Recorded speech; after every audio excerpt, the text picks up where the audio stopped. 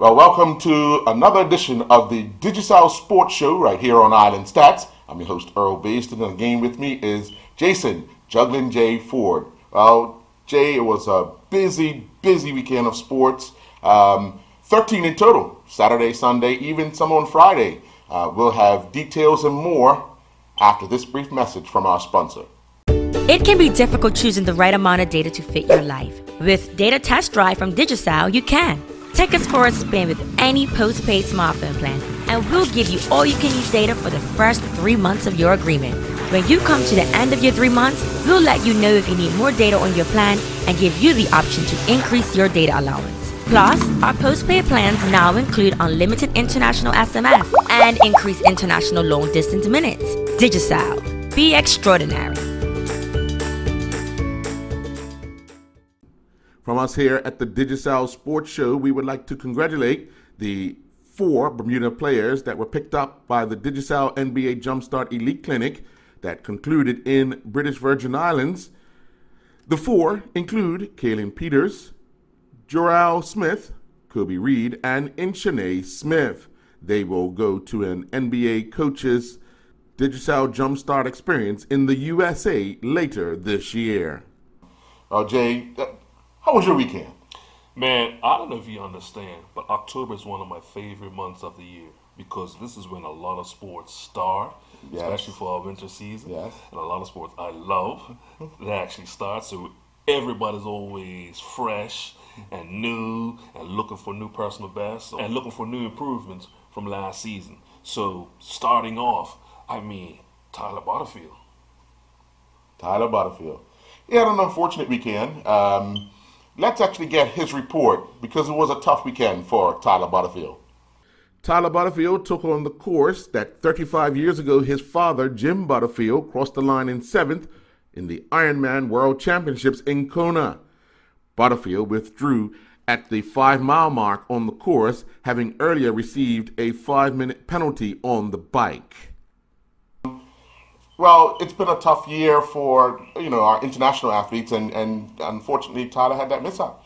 But that's what happens when you have a sport like that. There's so many different variables because you're combining 3 events. Mm-hmm. Sometimes you might hear a mishap when a person is only participating in one sport, but he's got 3 sports. Accidents can take place anytime. What I love to see is the story being told about Tyler because everywhere he goes, he speaks proudly of Bermuda. He speaks proudly of his father. Him following the same footsteps as his father, like this competition this weekend. Right. So that story is being continued to be told, not just here, but around the world. Yeah, yes, indeed. Well, one of the disciplines that Tyler was involved in was swimming. And over the weekend, we had the Round the Sound swimming. Over 300 participants. Let's get that report. Eric Soraya and Aline Malawi are the 2016 Zobac Round the Sound Swim 10K male and female champions. The 7.25-mile distance title was taken by Gabriella Pucci, while the men's title at the distance went to James Frazier. Carl Hurst and Christine Reed are the 4K male and female champions. Sue Wagner and Nicholas Pilgrim swam to the female and male title at the 2K distance. Finn Mosley and Bala Hawes are the 0.8K male and female champions. Soraya successfully defended his title, stopping the clock in a time of 2:15:44, while Maloney finished 6th overall, recording a time of 2:37:28. Pucci covered the 7.2K distance in a time of 2:09:05, with Fraser finishing 14th overall, stopping the clock in a time of 2:34:57. Hurst recorded a time of 47:59 after crossing the line from the 4K distance. Reed finished 6th overall at the distance in a time of 58:54. Wagner was first overall at the 2K distance, stopping the clock in a time of 29:19, with Pilgrim second in 29:22. Mosley crossed the line following the completion of the 0.8K distance in a time of 12:08, and Hawes was second overall with a time of 13:19. Well, Jay, staying with swimming, on Friday, the Bermuda School Sports Federation held their primary school swim meet. A lot of kids attending from various schools around. Let's see who won each category. Warwick Academy comfortably won the 2016 primary school swim meet at the National Sports Centre on Friday. Warwick won the meet with a total of 242 points. Salters Grammar School were a distant second with 169 points, followed by Summersfield Academy with 164 points. Warwick also won the boys' title with 136 points. Salters again finished second with 89 points, and Summersfield rounded out the top three with 80 points. Bermuda High School won the girls' title with 109 points. They edged Warwick, who had 106, and Summersfield Academy had 84. Not only was Tyler Butterfield performing overseas, Jay, we had Quentin Sherlock in Ghana, playing in the Ghana Open. Yes, Quentin has relocated over the past few years, been in Ghana doing a lot of good work off the course, but also introducing a lot of golf to kids and adults who've never played the game itself. So to see him now actually getting back to competing, and he was actually in the runnings this weekend. Yeah, very, very much so. First day, just out of first place, 3 strokes behind. Tough day, second day. Conditions, always kind of tough there, but, finishing 5th overall. Yes.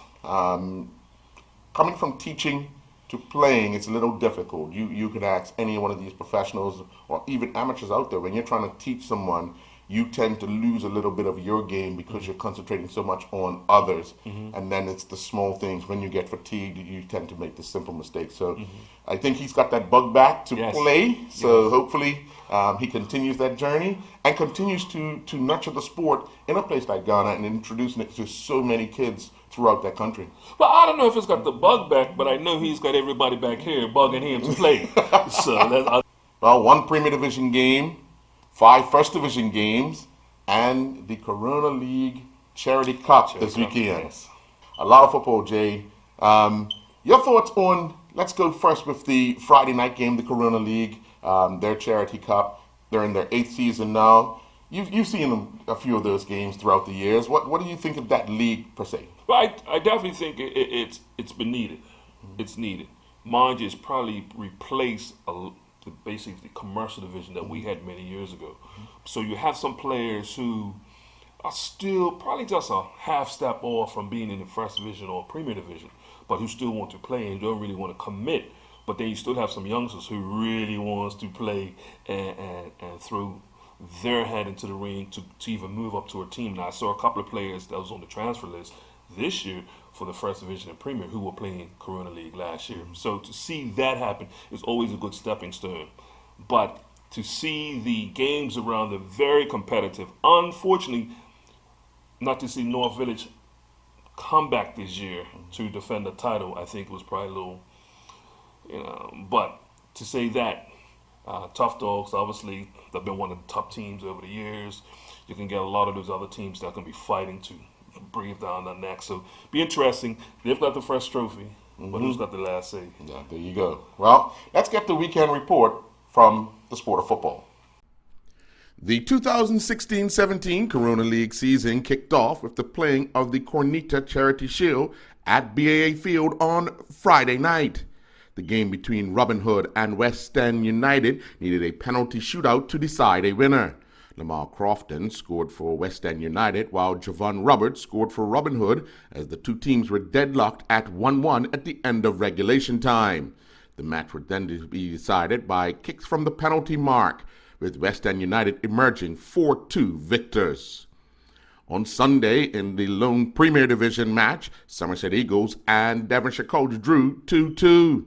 At the White Hill Field, Vernell Lamb gave Devonshire Colts the lead in the 21st minute. DeAndre Wainwright doubled the Devonshire Colts lead when he found the back of the net in the 34th minute. Shantuan Lambert would get the Somerset Eagles back into the match in the 53rd minute after he had come off the bench, and he would score again in the 85th minute to make it 2-2.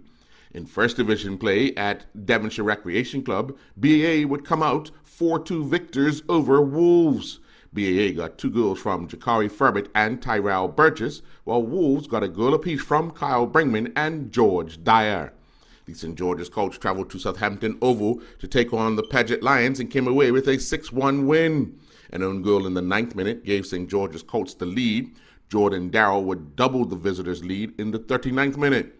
Jerron Dickinson would score twice in 2 minutes to give St. George's Colts a 4-0 lead with goals in the 56th and 58 minutes.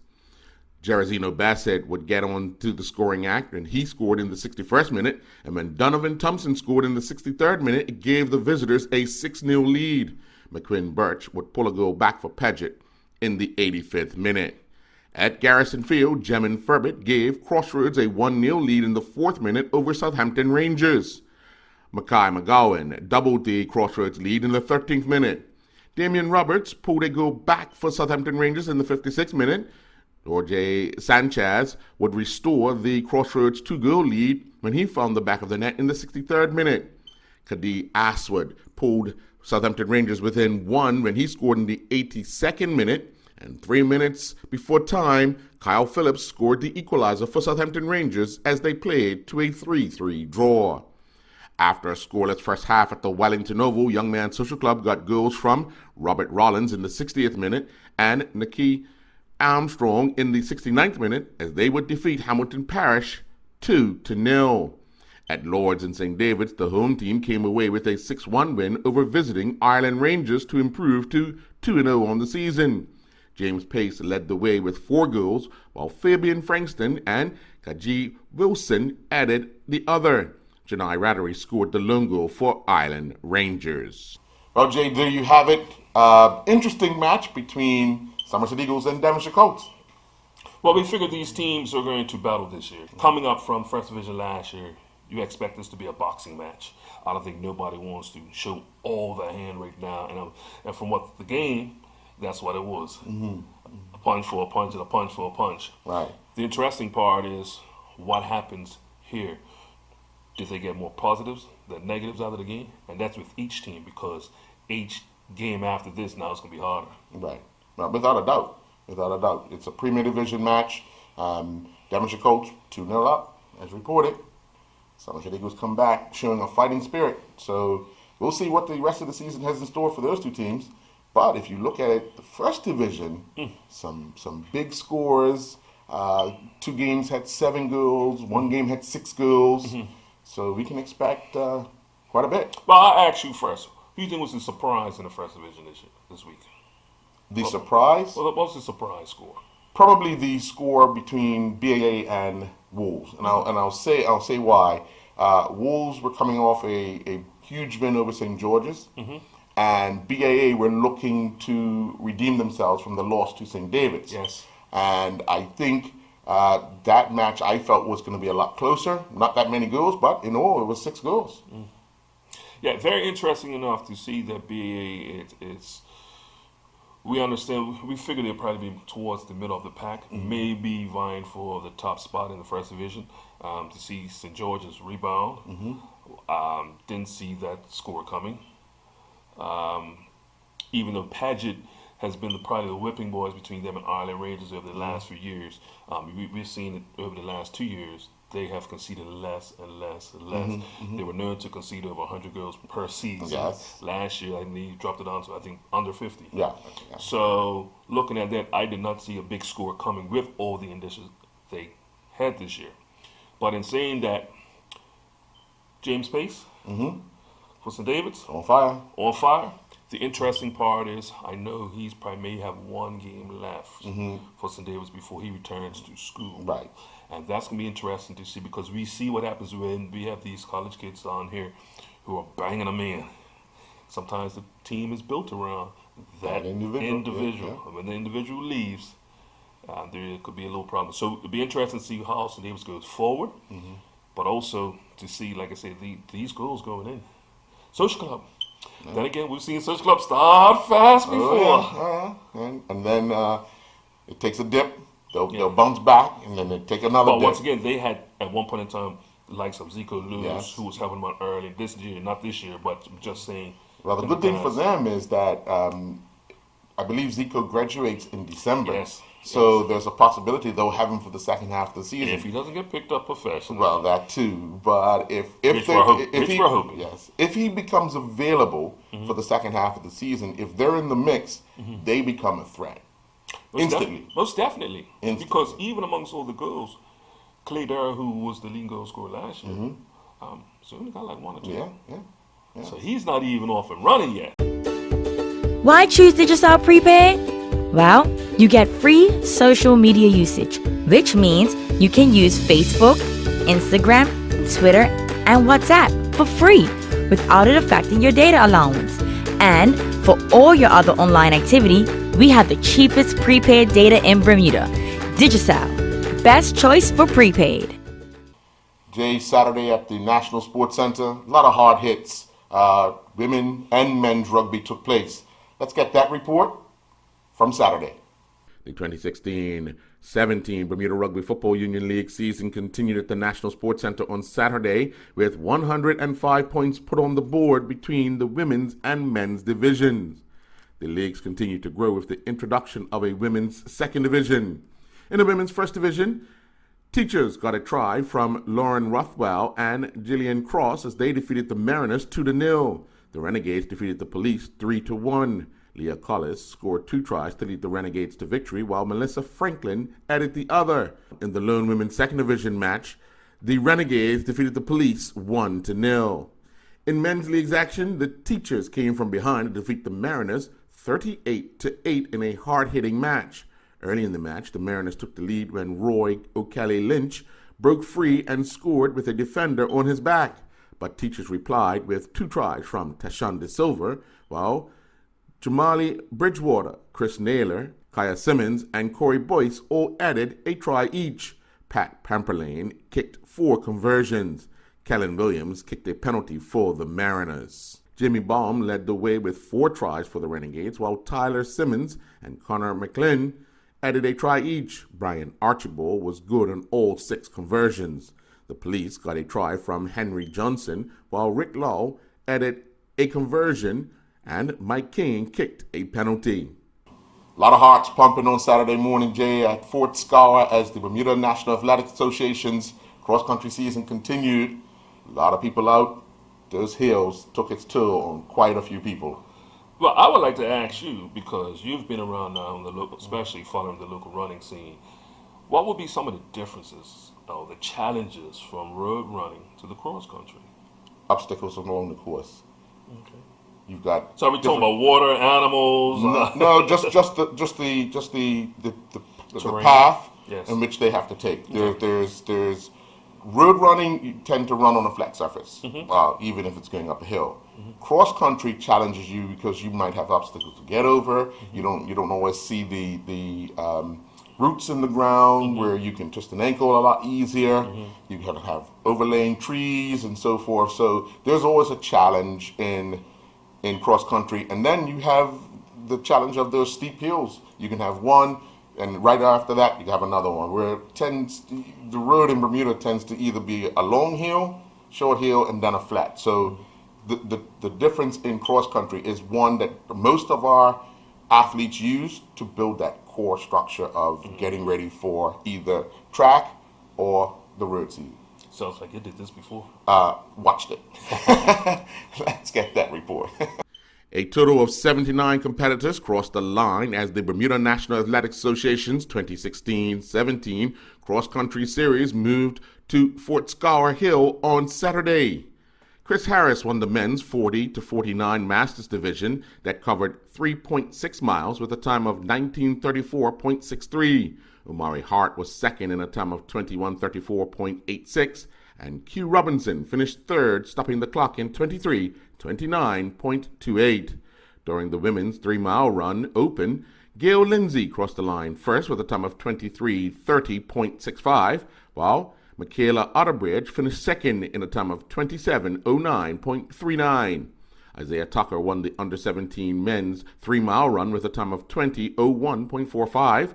Ryan Otterbridge was second in 20:11.53, and Max DeSanqua was third in a time of 20:34.42. Ashley Irby clocked a time of 22:56.82 on her way to winning the under-17 girls 3-mile run. Lindsey Palmer was second in 23:49.32, and Macy Arcadi was third in 26:04.54. Meanwhile, After taking last week off, DH Miners and his Franklin Pierce University men's cross-country teammates were less than impressive as they placed just one runner in the top 100 of the 221 athlete field of the NEIC AAA Championships at Franklin Park. Franklin Pierce would not even place all of its scoring five in the top 100. Senior Miners finished 137th, clocking a time of 26:55.6. Miners' time was 1 minute off his time from last year at the same event. Shaquille Deal led the St. Augustine's University men's cross-country team to a second-place finish in the Blue Bear Cross Country Invitational at Salisbury Community Park in North Carolina. Dill finished third in the 8K race with a time of 31:02. Emmanuel Hutchinson, also from St. Augustine, who ran unattached, was the winner in 28:30. Jay, the Bermuda Bicycle Association season is coming to a close for the road racing series. Yesterday, on some slick roads, we had Matthew Oliveira winning the Open Male Adult and a runner, Yes. Ashley Estwanick, winning the women's division. I mean, we can say she's a runner, but over the last 2 years now, she's really been building up her portfolio more of a triathlete. Yes. And she's getting better and better in each discipline, not only running, swimming, but also cycling. And you can see that she's taking the love and the competition of that sport. The same way she has it in running, she's putting that now towards our cycling. I believe now that's probably her second best discipline out of the three for the triathlon. And for those that would have seen the racing, they would have seen a usual battle in sneakers. Yes. But this time on a bike with Rosanna Hoy trying to chase down Ashley. But in the end, it was Ashley winning the women's division, Rosanna Hoy in second. So actually, let's get the report of the entire race from Sunday.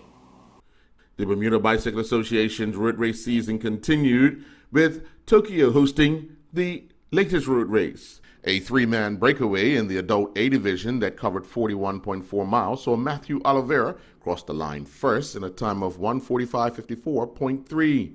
Dave McComas was second in a time of 1:45:55.0. Caden Hopkins was third in 1:47:12.3. Fresh off his Caribbean Mountain Bike Championships fifth place finish in St. Martin, Robin Horsfield won the adult B division 34.5 mile distance, stopping the clock in a time of 1:32:38.7. Jonah Jones was second in 1:33:06.8, and Peter Tadman was third in a time of 1:33:25.2.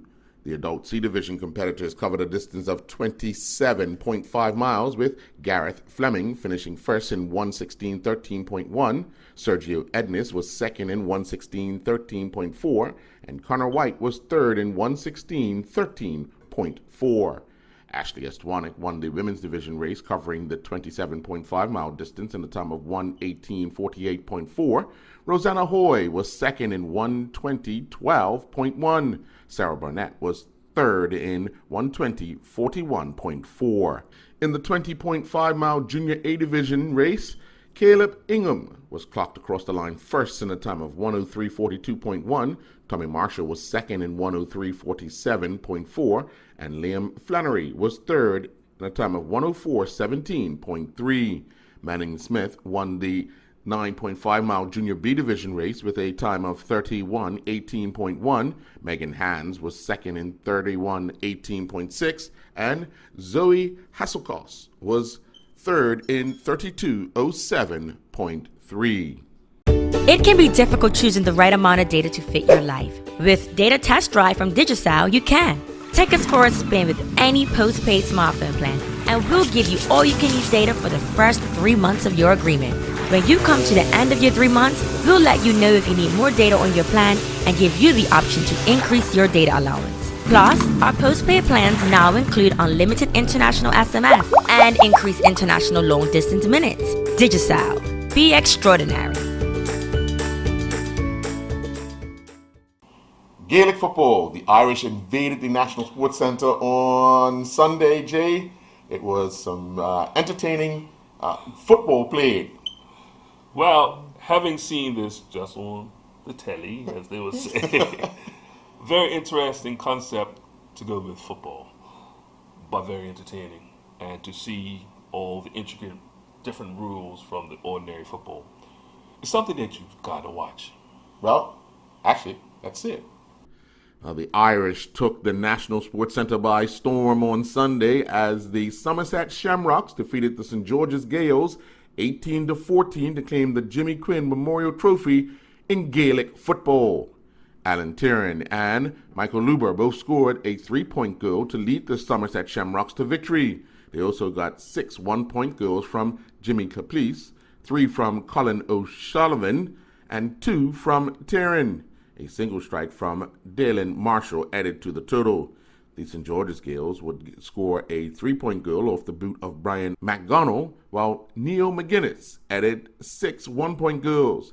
Damien MacDonald added 2 one-point goals, while McDonnell, Seamus Farron, and Ronan O'Connolly all added 1-point goals each.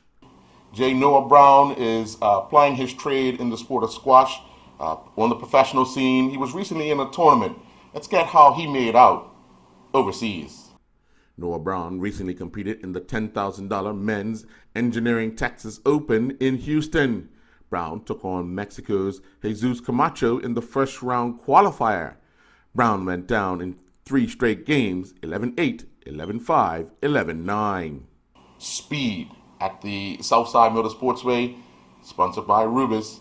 Karting was back in action on Sunday, Jay, and I know you like that type of speed. Yes. You love it. Yes. But not only just loving the speed, but loving the participation. We mentioned earlier, last week, how many participants now that are joining up with karting. The youth program is actually flourishing. Mm-hmm. But to also see some of the veterans come back out and try their hand back at the shifter. And I think that's always going to be the crowd's favorite, just to hear those engines shift through those gears as they're going down the stretch, and then even the spin-outs. I mean, even all type of racing, everybody likes an accident. Oh, everybody, that's what they go for. Exactly, thrills they and want to spills. They want to see speed and the spills, but hopefully everybody's safe. Oh, of course, everybody's got to be safe. But we want to see the spills. All right, well, actually, let's get the results, not the spills. The Bermuda Karting Club racing season continued at the Rubis Motorsportsway at Southside. Jason North drove to victory in all 3 races in the tag senior class. Ryan Lopes finished second in the first race of the day, while Scott Barnes finished second in races 2 and 3. Stephen Bridges won the first race and the third race of the L206 class, with Travis Lewis winning the other. The pair flip-flopped for second place in the 3 races, while Dalton White finished third in races 2 and 3, and Fernando Oliveira finished third in race 1. Only 2 karts took to the track for the tag junior class, with Ryan Burgess winning all 3 races. Nick Narroway finished second 3 times. Jamie Newton won all 3 races in the cadet class, with Ashley Horseman finishing second twice, and Niall Bean finishing second in the 3rd race. In the shifter modified class, Jason North picked up 2 wins, while Shannon Casey won the other. Interesting enough to see him come back to the sport. I know one point in time he was, I believe, the president, Jason Scuzzy North, but to see him come back and dominate. Week after week he's dominating, even though it's early in the season, but I think he's put the hammer down to everybody to say, come catch me. One thing about Scuzzy, he's always one of those competitors that goes along about his business real quiet. Yes. Doesn't make a lot of noise, lets the cart do the job for him, and I think he's got that axe on his back this year. Yes. Well, it's been interesting because when you hear guys talk about anything about motor racing or anything about the most expensive sports, it's going to come down to sponsorship. And he's been granted some good sponsors. So you have guys who are not as fortunate, always saying, well, only if I had, only if I had. Yes. Well, let's see if they will this year. This year? Yeah. The opportunity is there. Yeah. Well, Jay, at VZ Street over the weekend, there was 2 different types of horse events going on. We had the dressage on Saturday and harness pony racing on Sunday. Let's actually get how those folks made out in both those events. The Bermuda Dressage Group held their fall show at the National Equestrian Center on VZ Street on Saturday.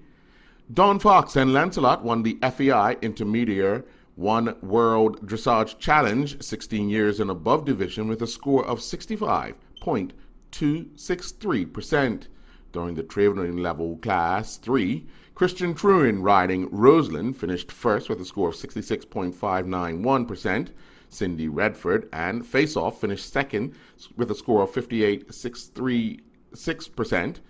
And Ebby Barjett riding Darius finished third with a score of 58.182%. The FEI Children's Team Competition Test 12 to 16-year-old class was won by Casey Truin riding De La Vega. They scored 67.833%. Robin Stemple and Happy Feet and Kelsey Amos riding Riatora finished tied second with a score of 61.500%. Action heated up on Sunday at the National Equestrian Center as the Bermuda harness racing season continued on a hot and dry track.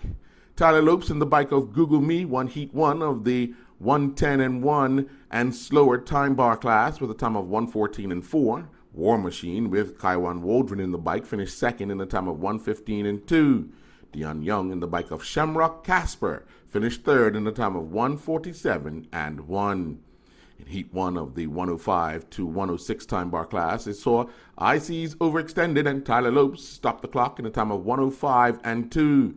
It's All About Me with Colin Mello in the bike was second in a time of 1:06-2, and the Stoneham and Custard the Dragon was third in a time of 1:07-3. A Touch of Red with Ryan Manders in the bike was fourth in a time of 1:08-3.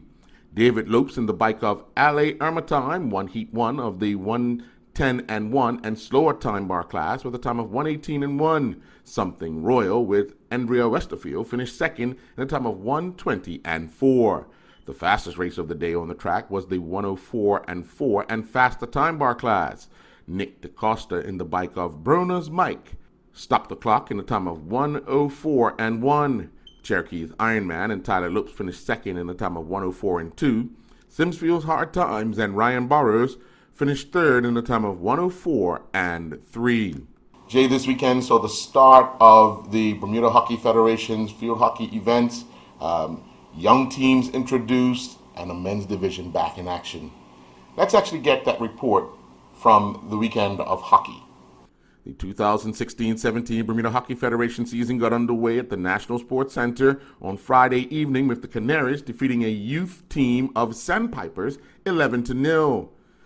The Canaries got hat tricks from Laura Best-Burt and Abigail McChin, while Emily Burrell and Shanna Griffith both added 2 goals each.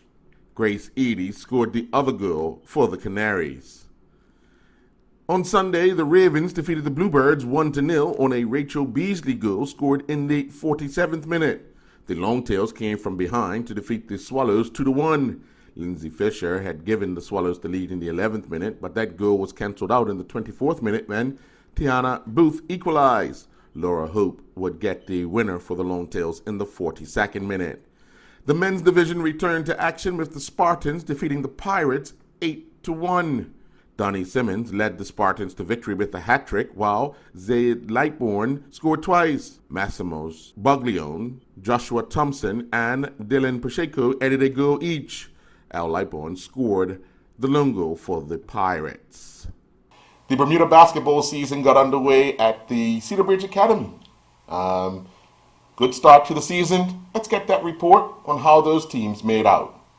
The 2016-17 Bermuda Island Basketball League season tipped off inside the Cedar Bridge Academy Gymnasium with a doubleheader that produced 170 points.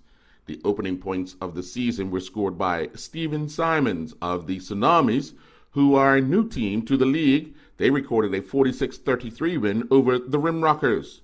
Johnny Lugo and Dean Jones scored 10 points each in the win, while Dave Middleton scored 8 points for the Rimrockers. Game 2 featured another new team, but they did not start the season with a win. The Island Ballers went down to the Twisters 53-38.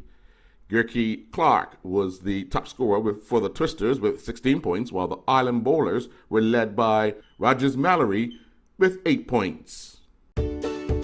Why choose Digicel Prepaid?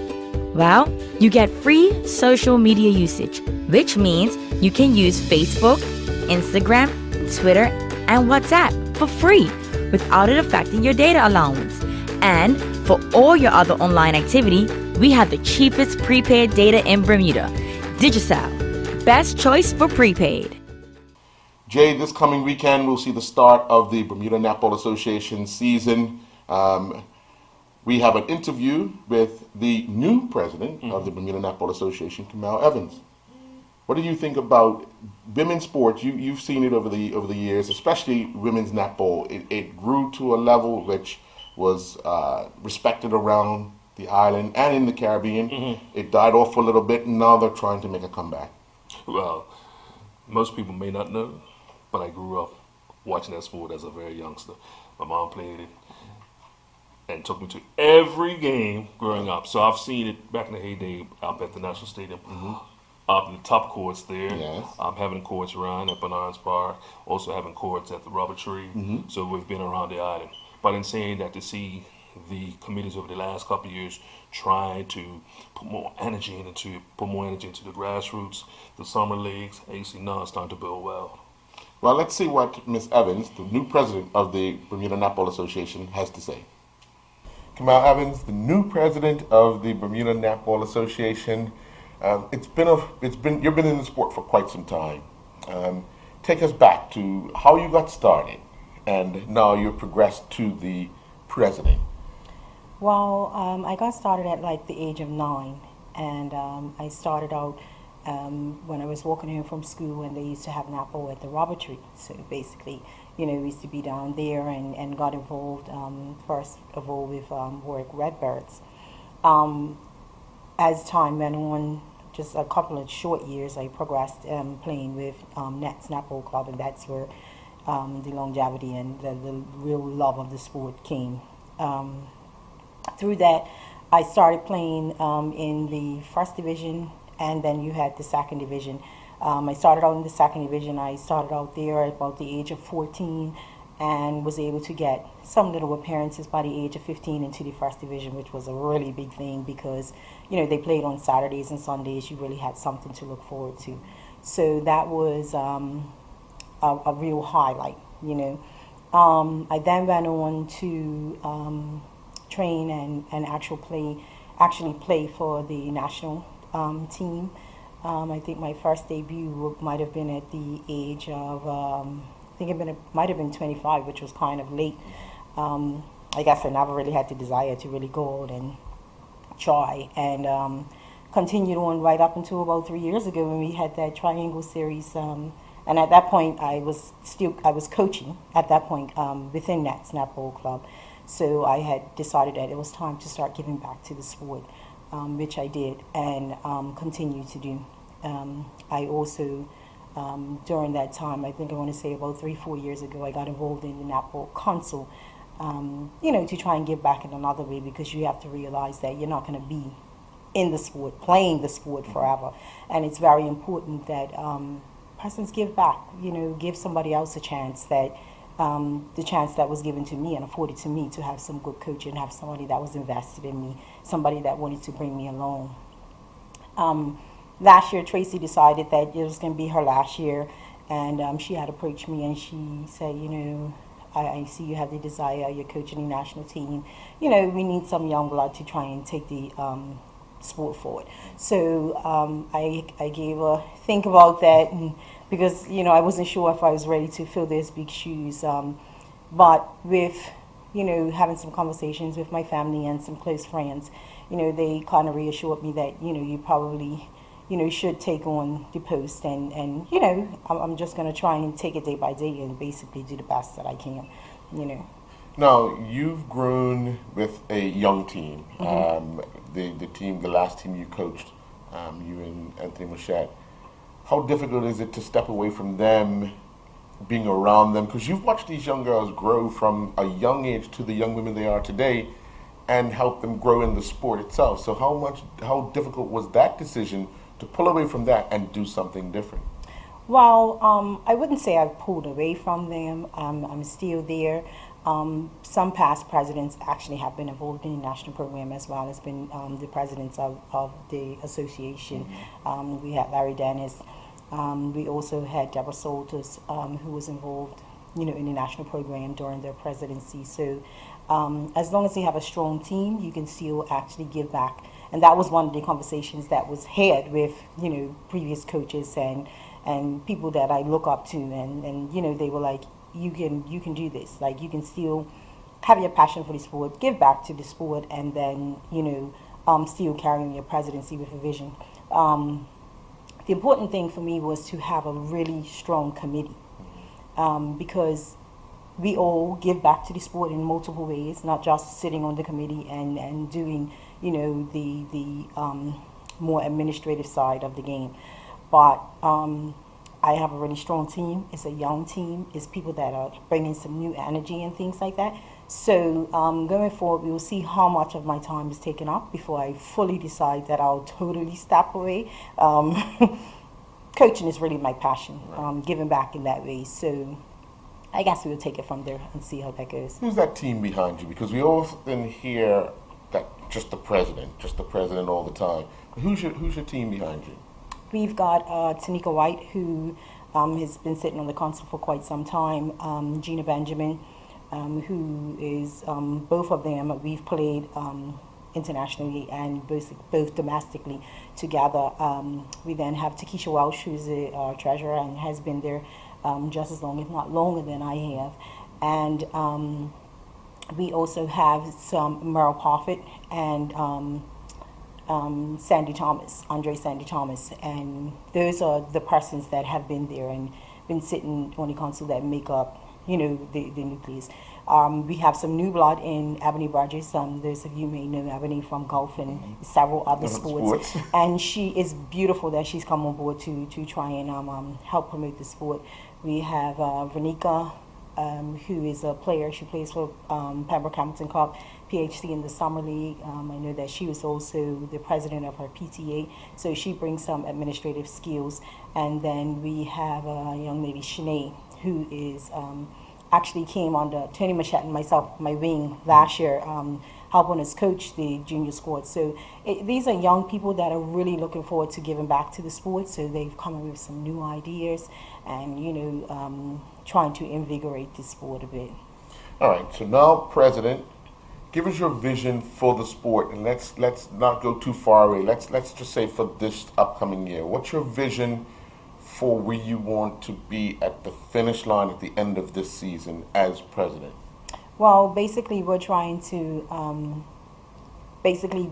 bring some, let us be more visible. Let us be more visible. I think that NAPO has kind of been hiding in the shadows for a while. So we're doing a lot of things promotionally to put out our tournaments, to promote these young ladies within the sport. We're having our second annual tournament, which is a youth tournament that is taking place this weekend.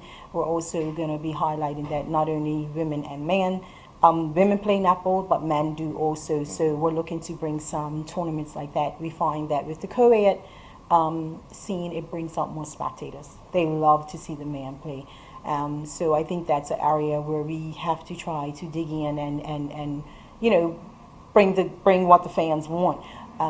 We're trying to get some more coaches to get their certifications and things like that, because we have the players, we just have a shortage of coaches. So those are some areas where we're looking to build on, potentially bringing someone down so we can hold some courses, maybe even get some of the gym teachers involved so that they can benefit from the knowledge that an overseas coach has and different things like that. So those are like some short-term goals that we're definitely looking to happen. From what I see, because I'm always around the sport, I see the youth are into it, but to a certain age, and then there's a gap, and then we have the seniors. What's the plan to ensure, because we have an abundance of teams up until 12 years old, and then it's sort of, you're limited to what you have for 14, you're limited to what you have for 16. It was tried, it worked to a certain degree, but how do we keep them involved? I know a lot of these young ladies go away to school and stuff like that, but the ones that don't, how do we keep them active in the sport and keep their attention that this is something that they can do for a while? Well, what we find is that majority of the young ladies that play netball into the later ages tend to be really athletic. They do numerous sports. They do basketball. They do football. You know, they do rugby. They do volleyball. So when they become of age, what we're finding is that, and some of the other coaches are forcing them to make a decision. And netball currently is not a sport that offers like scholarships into colleges and things like that. So a lot of these young ladies are getting pressure put on them to basically choose a sport, whether it be football, whether it be volleyball and things like that.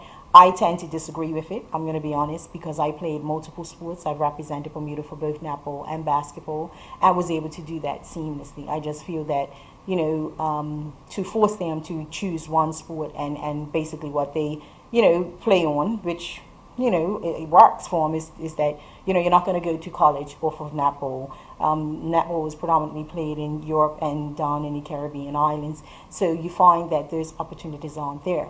However, through the growth of netball and through certain techniques that we use and different things that we teach from a very young age, it enables these people to have these athletic players that have good footwork, they have good hands, you know, they have good endurance, because it takes a lot of endurance to play netball. So, you know, that's what we're fighting with. We're fighting with, you know, those other sports that, you know, I feel that we should be able to collaborate on some things, basically, to try and actually bring the best out of the player that you know, we can get. Right. The last tournament that you guys went to in, I want to say Barbados? Yes. Last year, was it? Yes. Yeah. No, it was this year, April. Earlier this year. Earlier okay. this year. The level of play, what do you think it's going to take for us to be able to maintain? Because at times we are able to match. Yes. But it's the ability to maintain over the course of a tournament.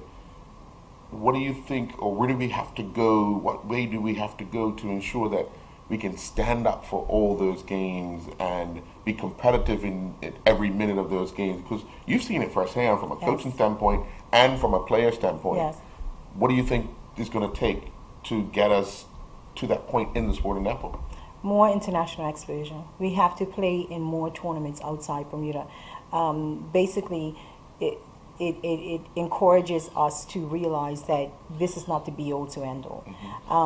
Bermuda netball is not where the international stage is at. We're definitely trying hard to get us there, but there are a lot of steps that we need to take to try and get it to that point. Number one, we have to get the public to buy into it. We need a little bit more support. We need a little bit more funding so that we can give these girls this international exposure on a more consistent basis versus once a year. Unfortunately, you know, we only have a small pot, you know, to deal with. Government, you know, we're grateful for the funding that we do receive from them, but it's merely not even enough to take one team away once a year. So there's lots of fundraising that has to go into place to make up the difference in order for us to even attempt to travel.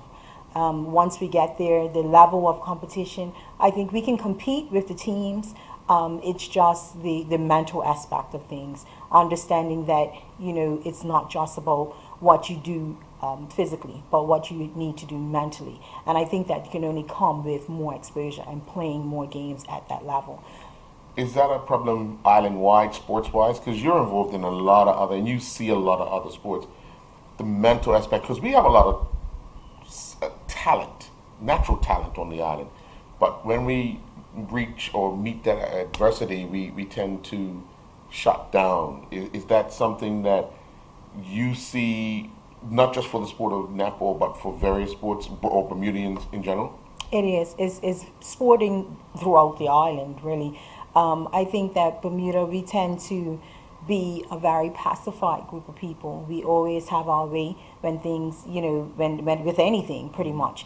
Children are used to getting their own way. They're used to, when things aren't going their way, wanting back to their parents. I think that if we take them, and, you know, no offense to this, but if we take them out of that situation, if we have them under the conditions where you don't have your parents around, you can't run home to mommy or daddy to basically, you know, stick up for you when times are getting a bit harder. I think it builds a thickness with the skin, and it allows them to see that it's a lot more. It allows them to dig a bit deeper as well.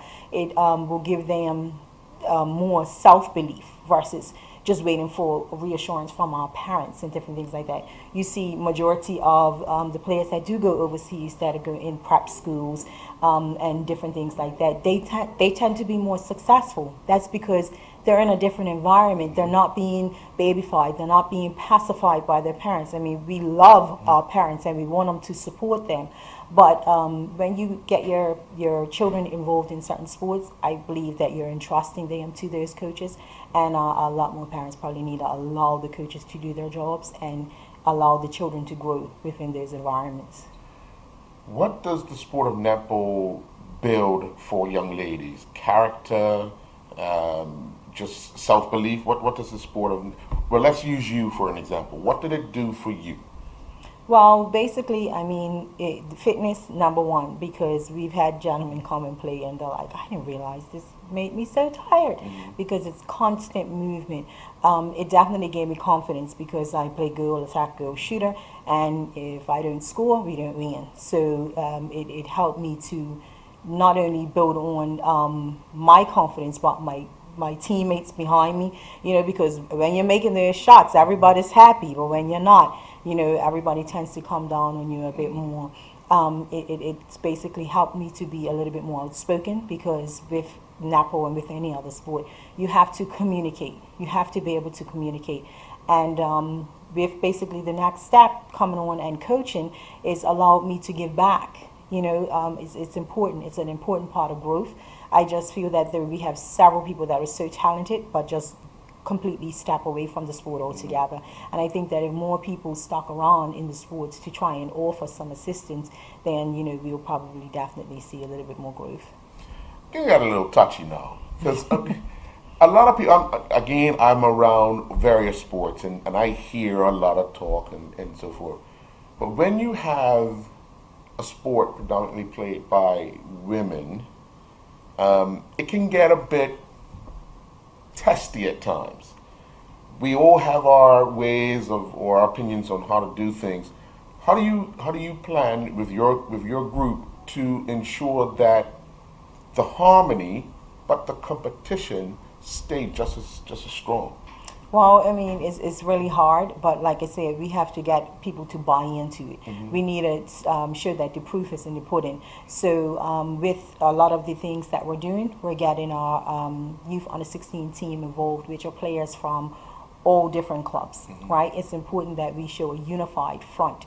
In past experiences, what I've seen is that it might be this club and it might be that club. If we start doing a lot more things together and unifying, together when it comes to tournaments, whether it comes to gameplay and different things like that, we have to start intertwining and getting other people involved. One of the things that we were looking forward to doing is with the younger group of players is potentially maybe just pooling them into groups, not versus you sign up for this club and you sign up for that club. It's definitely a long-term vision that has been talked about and within the sport for a while. You just got a group of players, you split them, and they will be coached for so many months by this coach. They might be coached so many months by another coach, so that they can basically have a different view, and parents can have a different vantage point that, okay, they do have some differences, but they also have some similarities. That's also going to come from coaching education. We need to basically get everybody doing the exact same thing. So if we bring in someone that can help to get us a bit more certified and on one page, I think that the sport will help it to grow a bit more. I often like the mixed match competition and the who's who competition, the one where you pull out what you're going to wear today, or what bib you wear today, right? Because it brings a different level of understanding to the sport, because you might be in a position that you're not comfortable in or you're not used to playing. Do you think starting those things off earlier, because you do it a lot at the senior level, not much at the junior level, but would that give the youngsters an opportunity to get a feel for different positions early in the sport? Yes, and we do a who's who tournament and mixed match tournament at the junior level. The junior level? Okay. We do at the junior level. I don't think it's seen as much as per se because they're younger. Right. But it's important at club level.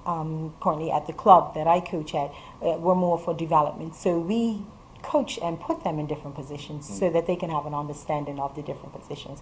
I don't just look at a 10, 11-year-old and say, you're a goal shooter or you're a goalkeeper. Basically, you're a netballer. So you should be able to play anywhere on the court. You may not play as well as you might play another position, but they definitely need to have an understanding. And I think the coaching education aspect of it will help to bring that out. What's the plan for the first few weeks of the season? Are you more looking to, because you're still playing at the senior level and you're still coaching at the youth level, are you looking to step back a little and just see where things need to be tightened up, or are you going to still stay involved in doing? Well, I am not playing at the senior level. You retired? I'm retired, They'll pull you out. They'll pull you out. Your love for the game will get you out. But anyway. Yeah, but I'll definitely be there. I coach at the junior level. I coach actually right in the middle. I'm with the under 16s, which is the on the national team also that I coach. And we'll just try and bring out a few more senior players, try and help them to give back a little bit and things like that, and hopefully that will work for us. I noticed the summer league, you tend to get players that don't play in the regular league, or as many players you seem to. How do we keep them involved? I know they probably play other sports in the wintertime, but how do we sort of work out that we try to keep them around a little longer? Well, I think they feel that they're not good enough for some reason. They actually play some pretty competitive netball. In the summer league, you tend to get people that played previously or people that might have played a little bit in school, and they just look for it to be like a bit of an outlet. One of the areas that we can build on is to have a more non-competitive league.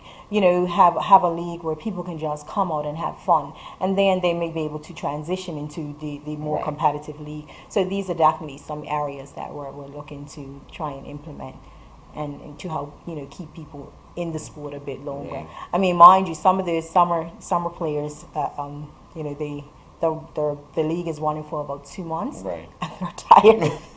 They're tired after 2 months, So, but the difference is they're playing Tuesdays and Thursdays, where if they were playing in the league, they'd be playing once a week in training, so it wouldn't be so intense on the body over that short period of time. But it's something I mean, I enjoy watching both the winter and the summer. I just see different faces in the summer and wonder why, so and so is not playing, because you could tell they have the talent. Yes. Well, a lot of them are parents. I mean, we do know we have a major issue with a lot of single parenting, and majority of the children's sports run the entire time is the winter season, which would be football, which is probably dance, which is all the activities run pretty much through the school year. So we're competing with that, the parenthood trying to get their kids to their activities and dealing with that. So maybe we may have to look to trying to implement something through the week, or different areas like that. It's not something that we're gonna completely say we're done with it. We'll just continue to try and find more innovative ways to try and keep them out there. Whether it means that on a Thursday evening you can just come out and just have a little recreational throw around, or different areas like that. There's some things that we're definitely looking into. Any new teams for the season? None as yet. We still have the same old. Hopefully, they're bringing some new blood. I do believe Robin Hood might have been looking to answer 2 teams this year, so that would be one more team, that would be added to the season. So, anybody that's out there that wants to enter a team, they're welcome to basically, contact us, the Bermuda Netball Association. Like I said, the only issue is that there's a shortage of coaches. It's not that some players don't want to play, but most times they need a coach. Right. Apart from this weekend, when are you looking to get the youth league started, and when you're looking to get the senior league started? The senior leagues will kick off on October 22nd, and the junior league November 19th, which is just like a month apart. We allow for one league to kick off and get going, and then the juniors will then come into play. So we at least have a month to just be dealing with one league versus just dealing with the 2 right off the bat. So yeah. Okay. Well, Ms. Evans, thank you for your time. You're welcome. President of the Bermuda Netball Association. We'll be back with her at some point throughout the season, talking about what's going on, what's new, what's different, and hopefully a successful season and a successful campaign as the president. Well, congratulations. Thank you. All right. Well, thank you, Ms. Evans. And Jay, I think they're looking for some referees. So I'll be right there with my whistle. Contact! And that's the show for you today, folks. I'm your host, Earl Basden. Juggling Jay, any parting words? I'll see you next show. Have a good day.